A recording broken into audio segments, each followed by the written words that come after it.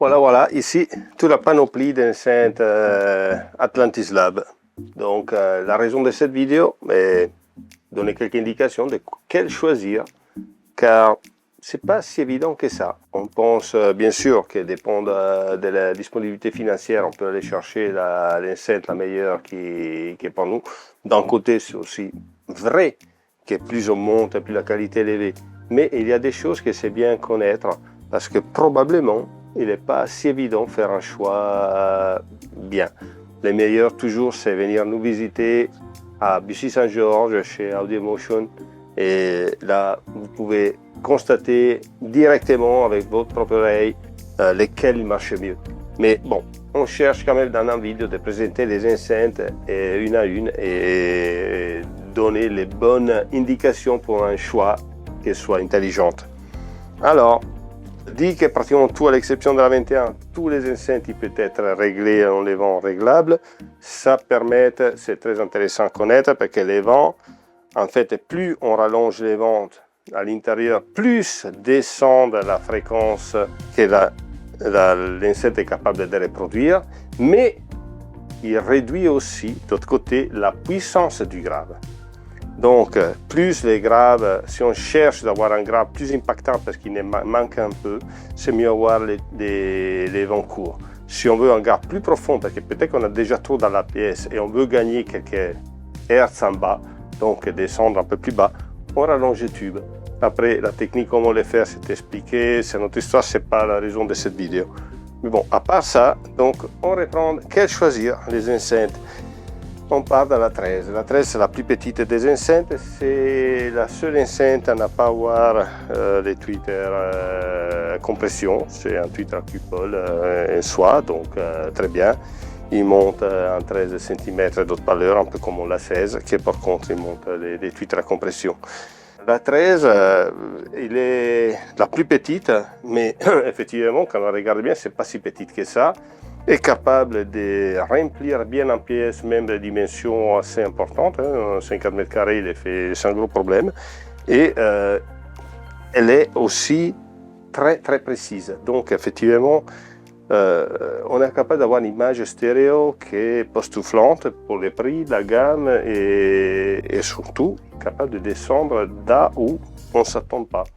Après, quand on regarde bien les dimensions, on peut peut-être s'attendre qu'un enceinte de cette taille-là, effectivement, peut arriver si bas.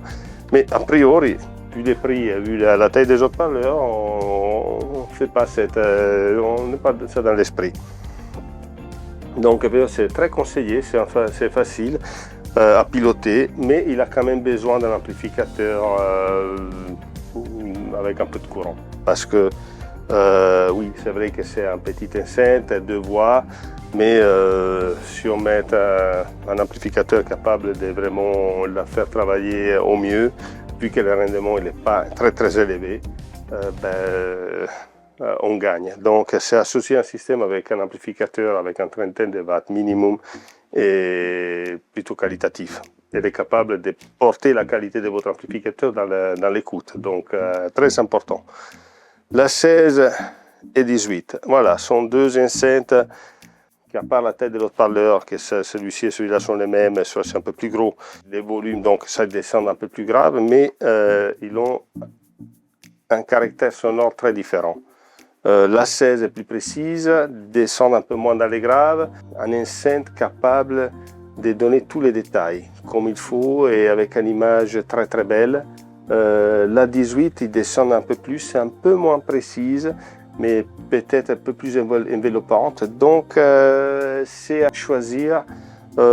Sincèrement, c'est pas un choix évident. Il faut les écouter pour écouter parce que c'est pas que la 18 est le meilleur de la 16. Là, vraiment, il faut l'écouter.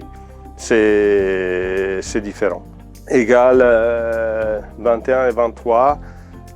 Effectivement, on monte de gamme, mais la 21, comme caractéristique principale, c'est le fait qu'il est extrêmement dynamique. Il a un impact, une force, une patate qui est impressionnante.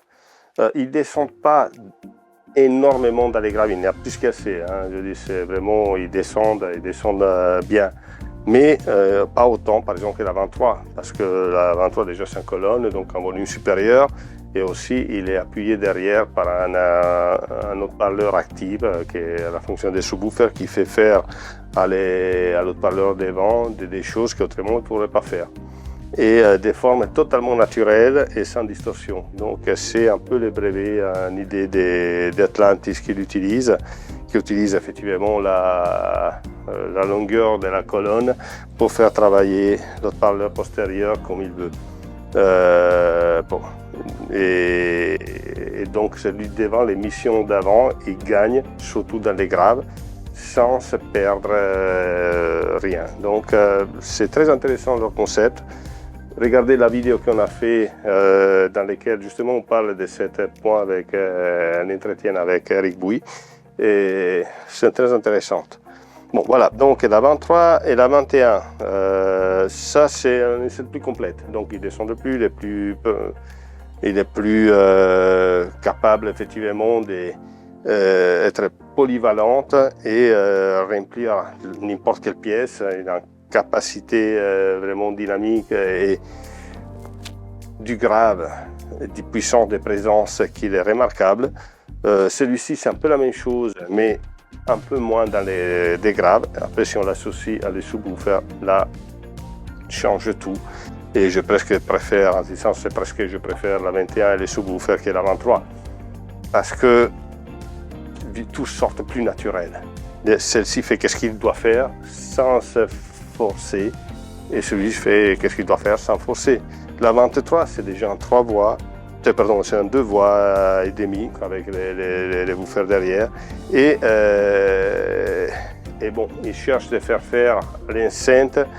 De porter l'enceinte au maximum, donc avec une solution qui est très cohérente, mais n'arrive pas à faire ce qu'il peut faire les subwoofers. Bon, aussi la taille de l'haut-parleur compte, hein. Donc voilà, et surtout, un subwoofer, il a l'amplification dédiée, donc il est plus facile pour un amplificateur de driver 2 haut-parleurs que 3, et c'est le cas de celle-là.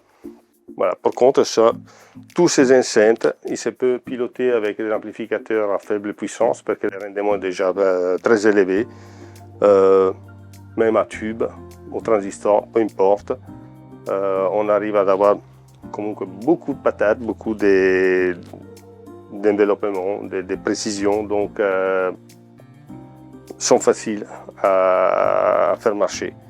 En général, tous les enceintes Atlantis, mais la qualité de l'amplificateur est très importante parce qu'il est réfléchi dans la qualité du son qu'on écoute après.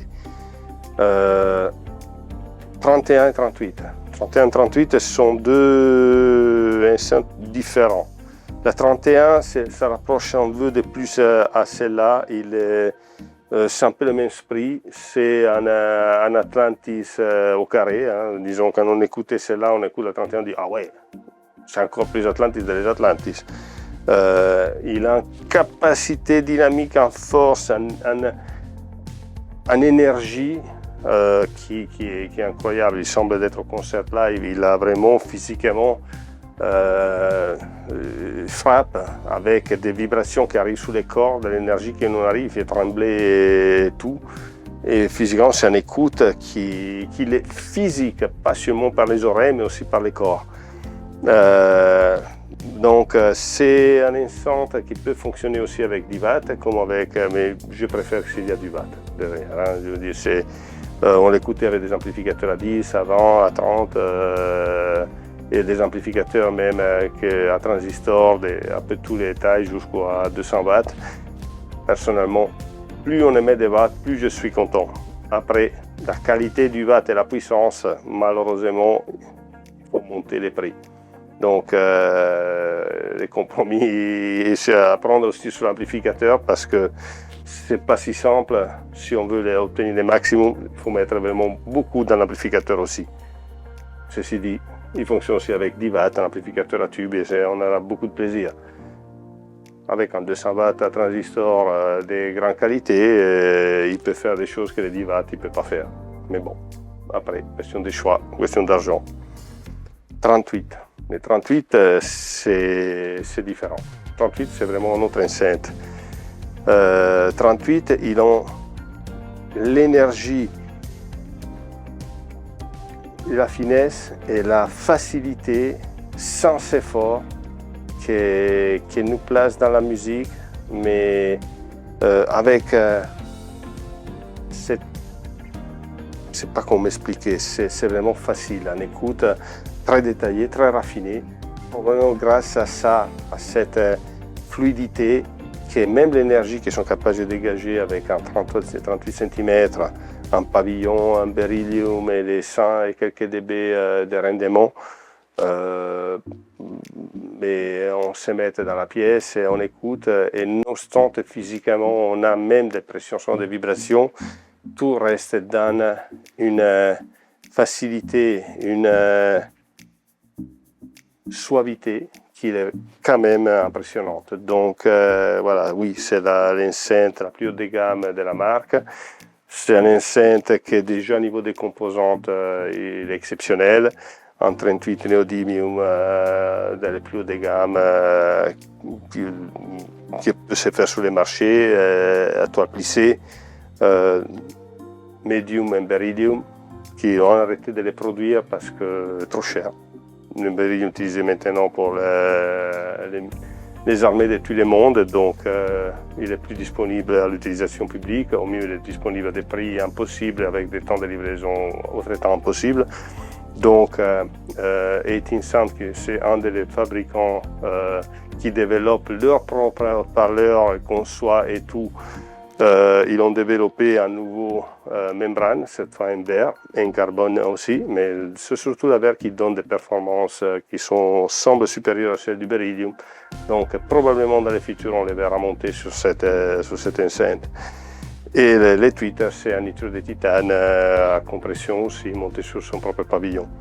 Donc voilà, l'ensemble de cette enceinte avec des composants d'extrême qualité est capable de donner aussi un son qui est extrêmement fluide et facile, avec une extension qui est impressionnante parce que voilà, la 38 il bouge de l'air vraiment dans les graves et c'est physique et en même temps réaliste.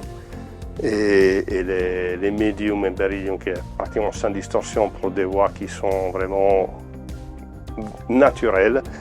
Et un tweeter nitrure de titane qui aussi élimine, ces traitements éliminent les distorsions de la membrane typique du titane. Bon, c'est des distorsions qui normalement se vérifient à des puissances que dans le monde de l'IFI on n'aura jamais.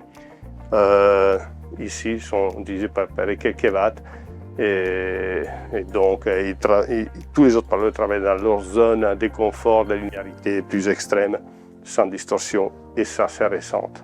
Et on ne va pas oublier les subwoofers. Voilà. Alors c'est vrai que c'est un sujet très contesté, tout le monde n'est pas bien mauvais dans le monde de l'IFI. Les subwoofers, effectivement, c'est un autre parleur de grave que s'il fait bien son travail, fait exactement ce qu'il doit faire. C'est simplement notre parleur détaché du reste du système. Donc oui, ça comporte éventuellement un petit travail au niveau des positionnements, mais c'est tout là, toute la difficulté, et c'est pas si difficile que ça.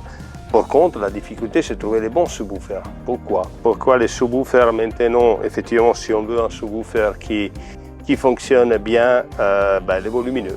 Et ça, c'est petit, hein, parce qu'ils ont des gros aussi de chez Atlantis. Pourquoi? Parce qu'on ne veut pas des compromis. Là, je vous explique. Alors, il y a deux formes pour déplacer l'air pour faire du grave. Soit on prend un haut-parleur avec un gros diamètre qui bouge très peu, soit on en met un plus petit qui bouge beaucoup. Si l'élongation de l'haut-parleur est très élevée, ça comporte beaucoup de problèmes. Il faut de la puissance, il faut un amplificateur dédié. Éventuellement, il faut même un correcteur, un DSP capable de faire à l'haut-parleur ce que naturellement il ne pourra pas faire. Ça comporte des retards, comporte des distorsions, comporte l'effet qu'effectivement un subwoofer dans les systèmes IFI, souvent, il n'est pas bon. Et souvent, casuellement, c'est parce qu'ils sont DSP, ils sont de longues élongations à niveau parce qu'on veut maintenir la taille petite.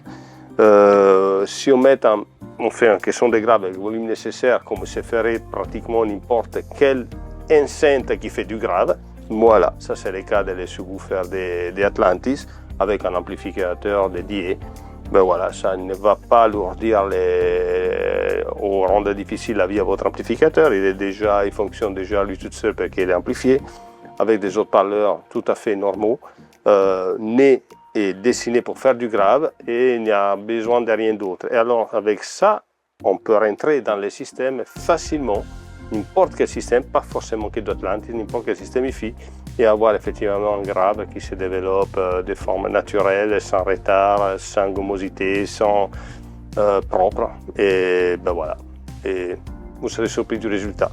C'est pour ça que cette subwoofer, on peut l'appliquer sur tous les enceintes, pas que sur les 21, que bon, effectivement, ça rend cette différence, c'est vraiment plus qu'appréciable, mais même sur les 38 ans. Vous mettez les woofers dessus et vous verrez la différence quand même. Donc, ben voilà. Petit discours à part pour les subwoofers que je tenais à vous faire. Donc, ben voilà. J'espère que cette vidéo vous a pu permettre de un peu comprendre la nature de chaque enceinte d'Atlantis et pouvoir éventuellement faire un choix plus facilement en cas où vous êtes intéressé à acheter un paire. En tout cas, rien vaut comme venir nous visiter, les écouter des personnes ici à Bussy, à Saint-Georges, dans les 77. Et voilà, donc n'hésitez pas à nous suivre sur Instagram et Facebook, sur YouTube pour ces vidéos, et maintenant aussi sur TikTok. Et à bientôt!